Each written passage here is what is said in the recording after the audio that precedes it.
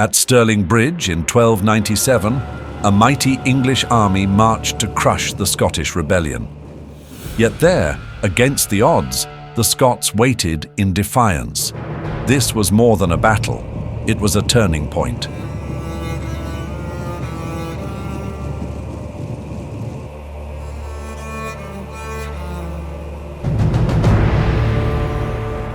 King Alexander III of Scotland was returning to his wife after a council meeting in Edinburgh.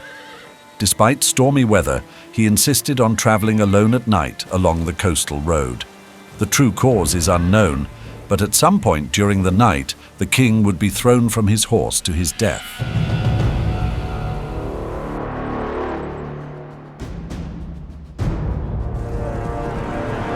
With no clear successor, 13 nobles claimed the throne and civil war threatened to erupt.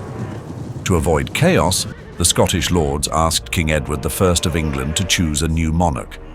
Edward agreed, but only if the Scots recognized him as their overlord. Edward chose John Balliol, a man of noble birth but weak will, believing he would be easy to control. And for a time, he was. Balliol ruled, but it was Edward who pulled the strings.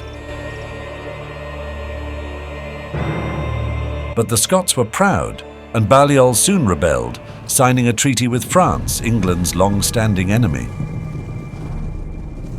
Furious, Edward responded with fire and steel. In 1296, he marched into Scotland with overwhelming force. The English first arrived at Berwick and proceeded to sack the town. Following this, Edward rushed to complete the conquest of Scotland. The next objective in the campaign was the Earl of March's castle at Dunbar, 29 miles up the coast from Berwick. As Edward's main army advanced north, a Scottish army, led by John Comyn, the Earl of Buchan, and other nobles, gathered near Dunbar to resist the English. A miscommunication or misjudgment led the Scots to believe the English were retreating.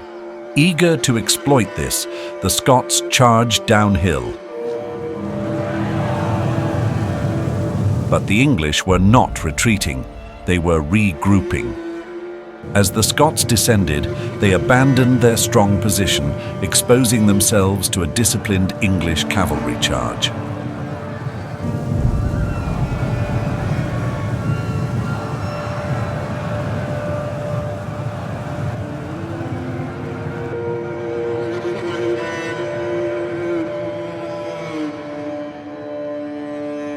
The result was disastrous. The Scots were routed. Hundreds of Scottish troops were killed, most of the Scottish nobility was taken prisoner, and Dunbar Castle surrendered soon after the battle.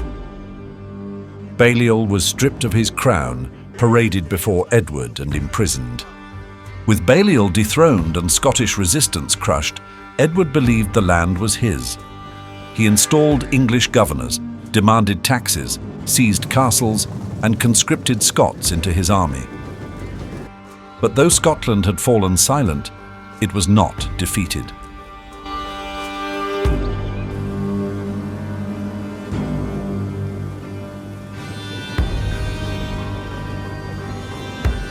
In the north, a young noble named Andrew Moray rose in rebellion, rallying clans to his banner.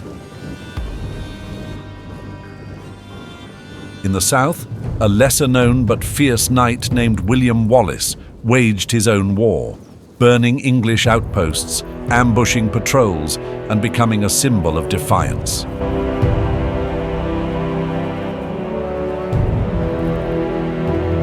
Wallace and Moray, fighting independently, came together with a shared purpose: to free their homeland from English rule. With courage, cunning, and a growing army of volunteers, they prepared to challenge one of the most powerful forces in medieval Europe. Their chance would come at Stirling Bridge. Stirling was not just any battlefield, it was a crucial geographical and military gateway between the lowlands and highlands of Scotland. Whoever controlled Stirling held the key to northern Scotland. and it was here that the English sought to advance their forces to suppress the rebellion. The English army, led by John de Warenne, Earl of Surrey, and Hugh de Cressingham, was far larger and better equipped than the Scottish forces. Estimates vary, but the English may have fielded up to 9,000 troops, including heavy cavalry, infantry, and archers, while the Scots had roughly 4,500 mostly infantry soldiers with minimal cavalry support. However, Wallace and Moray understood that sheer numbers did not guarantee victory. They relied on terrain, timing, and tactical insight. The Scots took position on the northern side of the River Forth. Rather than confront the English on open ground, Wallace and Moray waited for the English to attempt to cross the narrow bridge. The Earl of Surrey recognized that attempting to move his main force across the bridge would put him at a tactical disadvantage.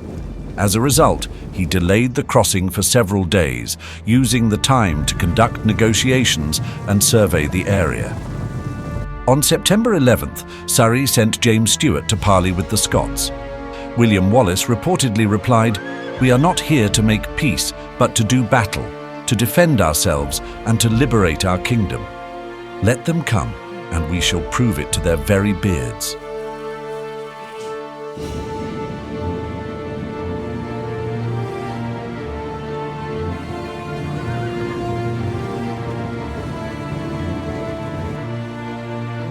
The Scots waited as the English knights and infantry began to make their slow progress across the bridge, led by Hugh de Cressingham.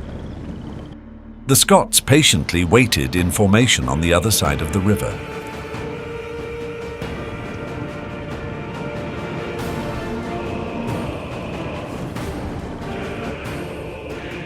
The Scots waited until more English soldiers crossed over the bridge. Once some 4,000 had crossed, the Scots launched their attack.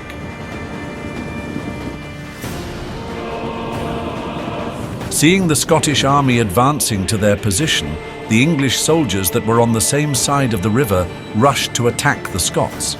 The cavalry led the charge.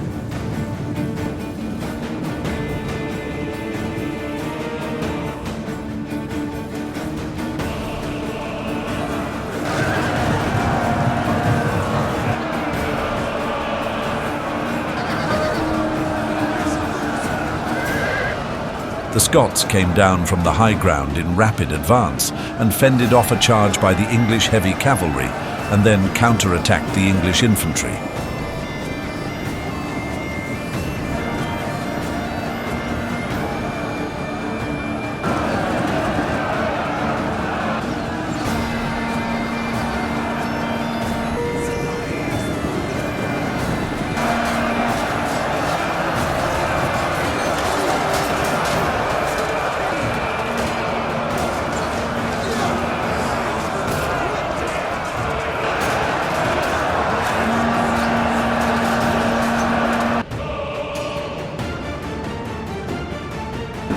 The Scots soon positioned themselves between the English and the bridge, cutting off the chance of English reinforcements to cross.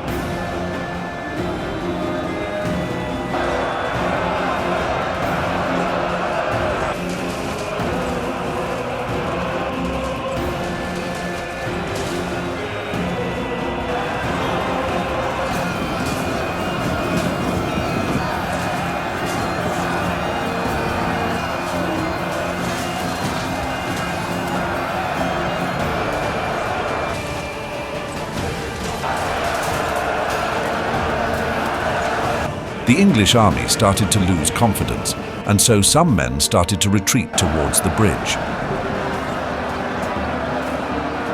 Once the men reached the bridge, they realized it had collapsed. The truth to why the bridge collapsed is not known. This trapped the remaining English soldiers on the wrong side of the river, essentially dooming them. Caught in a bottleneck and unable to retreat across the bridge, the English soldiers were slaughtered.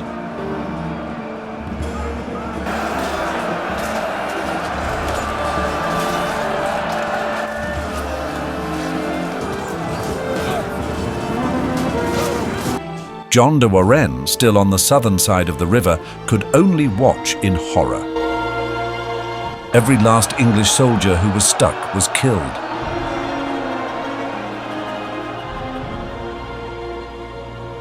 English casualties were heavy. Estimates suggest that 5,000 to 6,000 English soldiers were killed. Most sources suggest that Scottish losses were minimal. Perhaps 500 or so men were killed.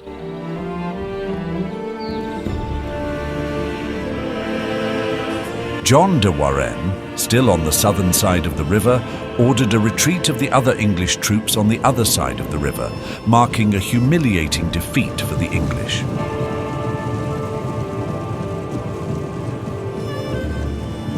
The Scots proceeded to raid the south as far as Durham in England.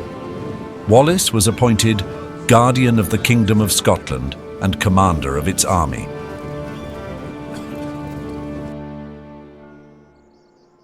Yet, Edward was already planning another invasion of Scotland, which would lead to the Battle of Falkirk in 1298.